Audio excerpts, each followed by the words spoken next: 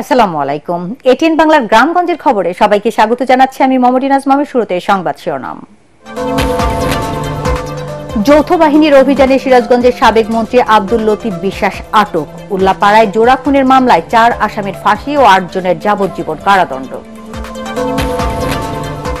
অপহরণের ২ দিন পেরিয়ে গেলেও উদ্ধার হয়নি বাউফলের ব্যবসায়ী শিবু বণিক। মুন্সিগঞ্জের শ্রীনগরে দুর্ধর্ষ ডাকাতি, নগদ টাকা ও স্বর্ণালংকার লুট। বিদেশে যাওয়ার স্বপ্ন কেড়ে নিল মাদারীপুরের আসাদের জীবন। দালালের খপ্পরে পড়ে ৪২ লাখ টাকা দিয়েও মেলেনি মুক্তি। লাশ ফেরত চান স্বজনরা। এবং যমুনা রেল সেতুতে ৯০ কিলোমিটার গতিতে চলল ট্রেন, শীঘ্রই উদ্বোধন।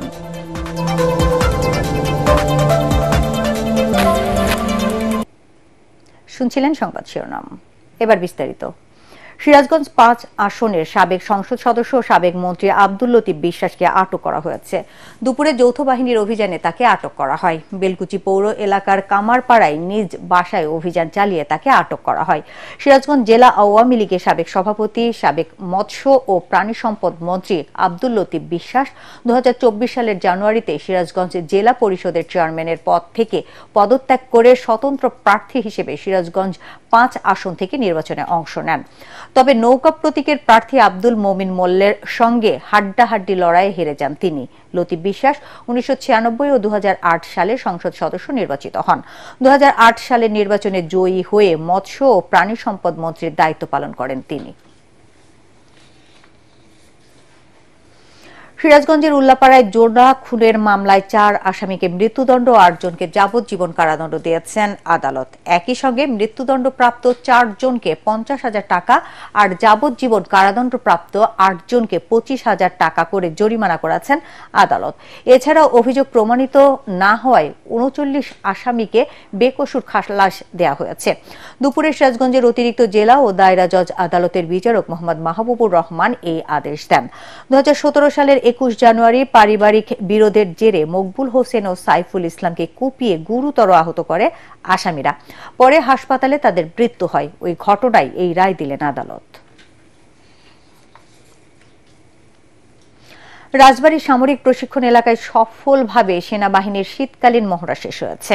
সেনাবাহিনীর ৫৫ পদাতিক ডিভিশনের আয়োজনে অনুষ্ঠিত মহড়ায় প্রধান অতিথি ছিলেন অন্তর্বর্তী সরকারের প্রধান উপদেষ্টা ডক্টর মোহাম্মদ ইউনূস। এ সময় ট্যাঙ্ক, এপিসি, গোলন্দাজ কামান, পদাতিক বাহিনী, ইঞ্জিনিয়ার্স এবং কমান্ডো বাহিনীর সমন্বয়ে অনুষ্ঠিত মহড়া পরিদর্শন করেন প্রধান উপদেষ্টা। এছাড়া মহড়ায় বাংলাদেশ বিমান বাহিনীর যুদ্ধ বিমান, আর্মি এভিয়েশনের হেলিকপ্টার এবং প্যারা কমান্ডো দল অংশ নেয়। পরে প্রধান উপদেষ্টা প্রশিক্ষণে অংশগ্রহণকারী সেনা সদস্যদের পেশাদারিত্বের প্রশংসা করেন এবং সেনাবাহিনীর প্রশিক্ষণের মান ধরে রাখার আহ্বান জানান। অনুশীলন শেষে সেনাবাহিনীর প্রধান জেনারেল ওয়াকারুজ্জামান রাজবাড়ী সামরিক প্রশিক্ষণ এলাকায় প্রশাসনিক ভবনের ভিত্তি প্রস্তর স্থাপন এবং শীতার্তদের মাঝে শীত বস্ত্র বিতরণ করেন। সার্বভৌমত্বের প্রশ্নে প্রস্তুতির লক্ষ্যে সামরিক বাহিনীর এই প্রশিক্ষণ অত্যন্ত গুরুত্বপূর্ণ। আজকের এই মহড়ায় বাংলাদেশ সেনাবাহিনীর প্রদর্শিত দক্ষতা অত্যন্ত প্রশংসনীয়।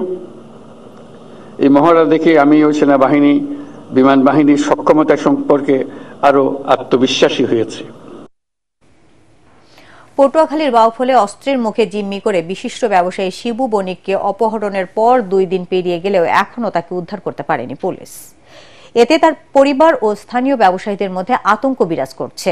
এদিকে তাকে উদ্ধার শনিবার থেকে ধর্মঘট পালন করছে বাউফলের কালাইয়া বন্দরের ৫ শতাধিক ব্যবসায়ী। বন্ধ রয়েছে কার্গো জাহাজের পণ্য খালাস কার্যক্রম ও দোকানপাট। গত শুক্রবার রাত ১০:৩০টার দিকে কালাইয়া বন্দরের মার্চেন্ট পট্টি এলাকায় দোকানের ২ কর্মচারীকে বেঁধে ৭.৫ লাখ টাকা লুট ও পাইকারি ব্যবসায়ী শিবু বণিককে অপহরণ করে নিয়ে যায় ডাকাত দল। বাউফল থানার ওসি রুহুল আমিন জানান, তাকে উদ্ধারে পুলিশের কয়েকটি টিম কাজ করছে। মুন্সিনগরের শ্রীনগরে অতিরিক্ত সচিব সেলিম খান ও তার চাচাতো ভাই রেজানুর খান রতনের গ্রামের বাড়িতে দুর্ধর্ষ ডাকাতির ঘটনা ঘটেছে। ভোরে উপজেলার বারৈখালী ইউনিয়নের শিবরামপুর গ্রামে এই ঘটনা ঘটে। সেলিম খানের বাড়ি থেকে 3,90,000 টাকা ও 5 ভরি স্বর্ণালংকার ও তার ভাইয়ের বাড়ি থেকে 3 লাখ টাকা 12 ভরি স্বর্ণালংকার লুট করে নিয়ে যায়। বাড়ির সদস্যরা জানান, দরজা ভেঙে ঘরের সদস্যদের হাত পা বেঁধে মালামাল লুট করে ডাকাতরা। জড়িতদের গ্রেফতার ও মালামাল উদ্ধারে অভিযান চলছে বলে জানিয়েছে শ্রীনগর থানা পুলিশ। উন্নত জীবন গড়তে বিদেশে যাওয়ার স্বপ্ন কেড়ে নিল মাদারীপুরের আসাদ মাতুব্বরের জীবন। দালালদের খপ্পরে পড়ে দফায় দফায় 42 লাখ টাকা দিয়েও মুক্তি মেলেনি তার। মানব পাচার চক্রের সীমাহীন অত্যাচারে মৃত্যু হয় বন্দিশালায়। পরিবারের দাবি, আরও টাকা দাবিতে নির্যাতনের মৃত্যু হয়েছে আসাদের। দালালদের বিচার সহ আসাদের মরদেহ দেশে ফিরিয়ে আনার আকুতি জানিয়েছেন স্বজনরা। মাদারীপুর থেকে SR রফিক স্বপনের রিপোর্ট, আর জানাচ্ছেন তামান্না জেনিফার। মাদারীপুর ডাসার উপজেলার পশ্চিম কমলাপুর এলাকার বাসিন্দা আসাদ মাতুব্বর 2 বছর আগে উন্নত জীবনের আশায় মা, স্ত্রী ও 2 ছেলেকে রেখে পাড়ি জমান বিদেশে। স্থানীয় দালাল রুবেল খানের মাধ্যমে 17 লাখ টাকা দিয়ে লিবিয়া হয়ে ইতালি যাওয়ার চুক্তি হয় তার। তবে লিবিয়াতে পৌঁছানোর পর টাকার জন্য দালাল চক্র একটি বন্দিশালায় আটকে রেখে শারীরিক নির্যাতন চালাতে থাকে। নির্যাতন করে দফায় দফায় আদায় করে 42 লক্ষ টাকা। এর কিছুদিন পর লিবিয়া থেকে দালালরা জানায় আসাদ মারা গেছে। কত কর পর 3টার কালাওয়ারা ফোন দিস কই কি স্টক করিয়া গেছে। 42 লক্ষ টাকা দিছি। সে আমার আব্বুকে মারধর করে আমাদের কাছ থেকে টাকাগুলো নিছে। আমার ভাই সুস্থ মানুষ, সারাদিন কথা বললো, সারা রাত কথা বললো, আজকাল এই রাত্রে আমার গেম দেবে, বাকি টাকা বৃহস্পতিবার দিতে হইবে, এই ধরনের কথাবার্তা বলার পর আমার ভাই কিভাবে মরলো। আমি খালি দাবি করি আমার বাবার লাশটা আল্লাহ যদি নিয়ে খায়, আমার কোনো কৈফত নাই। উপার্জনক্ষম ছেলেকে হারিয়ে দিশেহারা তার পরিবার। ভাই তোর আমার রুবেল দালাল একটু ধরাই দিবি বাবা, তোকে পায়ে ধরে হাতে ধরি। প্রত্যেক মাসে টাকা পাঠাই আমি, এই মাসে আমি 11 লাখ টাকা দিছি। আসাদের মতো আর কেউ যেন দালালের খপ্পরে পড়ে সর্বশান্ত না হন, তা প্রতিরোধের আশ্বাস দিলেন জেলা প্রশাসক। আমরা আসলে জেলা প্রশাসন এবং উপজেলা প্রশাসনের পক্ষ থেকে সরকারের যে বিভিন্ন কর্মসূচি আছে, বিশেষ করে অ্যাওয়ারনেস বিল্ডিং যে কর্মসূচিগুলো আছে, সেখানে আমরা মাদারীপুরের বাসিন্দাদেরকে বোঝানোর চেষ্টা করছি যে অবৈধ পথে যদি বিদেশে যাওয়ার চেষ্টা করা হয়, এতে আর্থিক ক্ষতি থেকে শুরু করে জীবন মানেরও রিস্ক রয়েছে। ঘটনার সুষ্ঠু তদন্ত করে দালাল চক্রের দৃষ্টান্তমূলক বিচার ও আসাদের মরদেহ ফেরত চান পরিবার। Bureau report, ATN Bangla. সংবাদপত্র ও গণমাধ্যম বিষয়ে নীতিমালা থাকলেও রাজনৈতিক প্রভাব ও দুর্নীতিকে প্রশ্রয় দেওয়ার কারণে বিগত সরকার তা বাস্তবায়ন করেনি বলে মন্তব্য করেছেন গণমাধ্যম সংস্কার কমিশনের প্রধান কামাল আহমেদ। চট্টগ্রাম জেলা প্রশাসক কার্যালয়ে চট্টগ্রাম বিভাগের সাংবাদিকদের সাথে গণমাধ্যম সংস্কার বিষয়ে মতবিনিময় সভায় তিনি এ মন্তব্য করেন। মতবিনিময় সভায় সাংবাদিকদের বেতন কাঠামো সংস্কার, অপসাংবাদিকতা রোধে সুনির্দিষ্ট সুপারিশ উঠে আসে।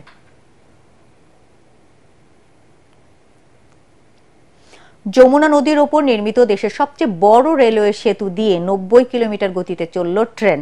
সকালে দ্বিতীয়বারের রেল সেতুর ওপর দিয়ে একযোগে উভয় প্রান্ত থেকে 2টি ট্রেন চলাচল করে। চলতি মাসের শেষে অথবা আগামী মাসের প্রথম সপ্তাহে যমুনা রেল সেতু উদ্বোধন করার কথা রয়েছে। স্থানীয়রা বলছেন, সেতুটি চালু হলে ব্যবসায় নতুন মাত্রা যোগ হবে। প্রকল্প সংশ্লিষ্টরা জানান, সকাল 9:30টায় হুইসেল বাজিয়ে 4টি কোচ ও একটি ইঞ্জিন নিয়ে একযোগে দুদিক থেকে সেতুতে ট্রেন চলাচল করে। প্রথম পর্যায়ে ঘন্টায় 40 কিলোমিটার গতিতে ট্রেন দুটি পারাপারের পর 10 থেকে 15 মিনিট পর 60 থেকে 100 কিলোমিটার গতিতে ট্রেন চলাচল করে। যমুনার উপর নির্মিত যমুনা রেলওয়ে সেতুর chief site engineer Mohammad Mainul Islam বিষয়টি নিশ্চিত করে বলেন, আজ পরীক্ষামূলকভাবে পূর্ণ গতিতে ট্রেন চলাচল করেছে। প্রায় 17,000 কোটি টাকা ব্যয়ে 4.8 কিলোমিটার যমুনা রেলওয়ে সেতুর জাইকার অর্থায়নে বাস্তবায়ন করা হয়েছে।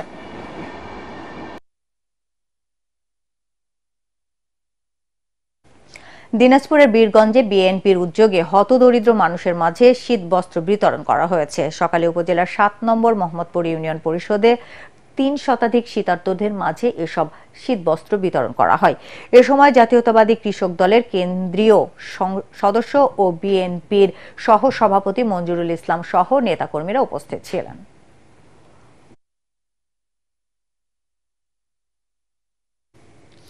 গাইবান্ধায় 250 শয্যা বিশিষ্ট সদর হাসপাতালকে আধুনিকীকরণ, জনবল নিয়োগ সহ 6 দফা দাবিতে দুপুরে শহরের গানাসাল মার্কেটের সামনে মানববন্ধন কর্মসূচি পালন করা হয়। গাইবান্ধার সাধারণ ছাত্র জনতা এই মানববন্ধনের আয়োজন করে। এ সময় বক্তব্য রাখেন বৈষম্য বিরোধী ছাত্র আন্দোলনের নেতা মোহাম্মদ ফিহাদুর রহমান দিবস। অতনু সাহা, গাইবান্ধা সরকারি কলেজ ছাত্রলীগের যুগ্ম সাধারণ সম্পাদক আবরার শাকিল, জেলা ছাত্র শিবিরের আরিফুল ইসলাম, নীরব মিয়া প্রমুখ উপস্থিত ছিলেন। এই 250 শয্যা বিশিষ্ট হসপিটালের যে স্ট্যান্ডার্ড সেটআপ রয়েছে, সেই স্ট্যান্ডার্ড সেটআপ অনুযায়ী যে রিকোয়ারমেন্ট থাকে জনবল এবং অবকাঠামো সুবিধা, সেই জনবল এবং অবকাঠামো সুবিধার শতভাগ যেন সুনিশ্চিত হয়। ঝিনাইদহে বর্ণাঢ্য আয়োজনে গ্রাম প্রতিরক্ষা দল ভিডিপি দিবস পালিত হয়েছে। সকালে জেলা আনসার ও ভিডিপি কার্যালয়ের বেলুন উড়িয়ে দিবসটি উদ্বোধন করা হয়। পরে সেখান থেকে বর্ণাঢ্য র্যালি বের হয়ে শহরের বিভিন্ন সড়ক প্রদক্ষিণ করেন। সমাবেশে আনসার ও ভিডিপির জেলা commandant Mizanur Rahman, circle adjutant Fariha Tabassum সহ আনসাররা বক্তব্য রাখেন। পরে দিবসটি উপলক্ষে স্বেচ্ছায় রক্তদান কর্মসূচির আয়োজন করা হয়।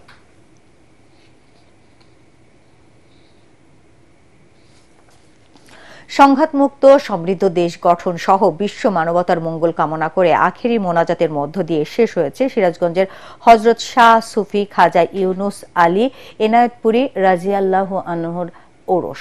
সকালে 3 দিন ব্যাপী 110তম বাৎসরিক ওরস শেষে মোনাজাত পরিচালনা করেন দরবার শরীফের সাজ্জাদ দানশীন পীর হযরত খাজা কামাল উদ্দিন নুরু মিয়া।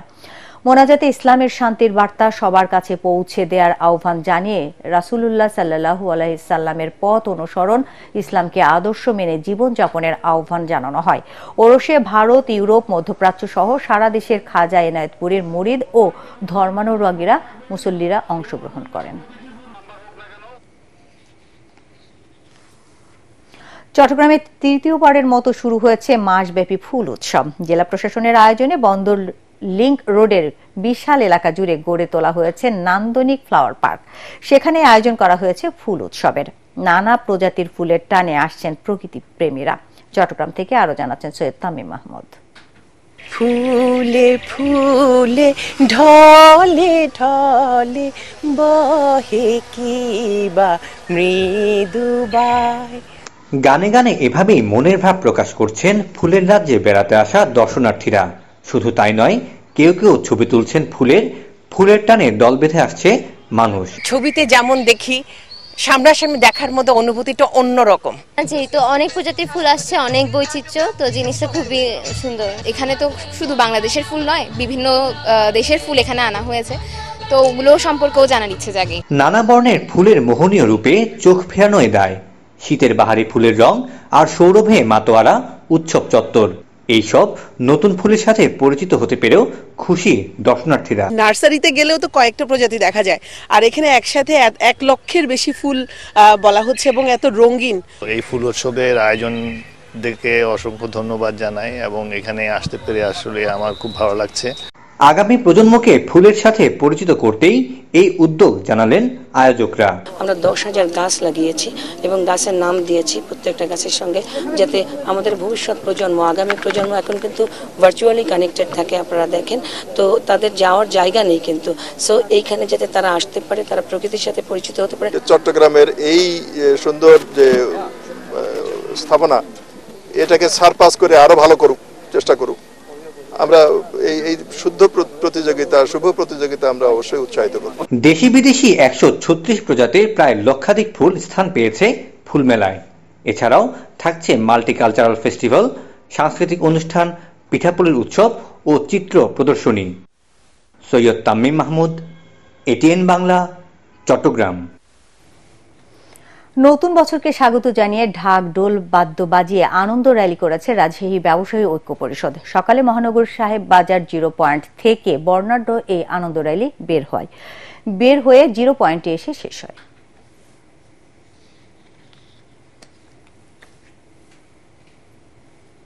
খেলার খবর। বাংলাদেশ প্রিমিয়ার লিগ বিপিএল এ কাল সিলেট স্ট্রাইকার্স আবারও রংপুর রাইডার্সের মুখোমুখি হবে। এই ম্যাচ দিয়ে মাঠে গড়াবে বিপিএল এর সিলেট পর্ব। ঢাকা পর্বে 8 ম্যাচ শেষে সিলেটে 6 থেকে 13 জানুয়ারি পর্যন্ত 12টি খেলা হবে। দলগুলো ইতোমধ্যে সিলেটে পৌঁছেছে। ঢাকার মতো সিলেটের পর্বেও প্রতিদিন 2টি করে ম্যাচ হবে। প্রথম ম্যাচে সিলেট স্ট্রাইকার্সের প্রতিপক্ষ রংপুর রাইডার্স। দলগুলো নিজেদের ঝালিয়ে নিচ্ছে। এদিকে বিপিএল ফ্র্যাঞ্চাইজিগুলো কঠোর নিরাপত্তা দেওয়া হয়েছে বলে জানিয়েছে সিলেট পুলিশ। সিলেট পর্বের দ্বিতীয় ম্যাচে কাল সন্ধ্যা 6:30টায় দুর্বার রাজশাহীর মুখোমুখি হবে ফরচুন বরিশাল।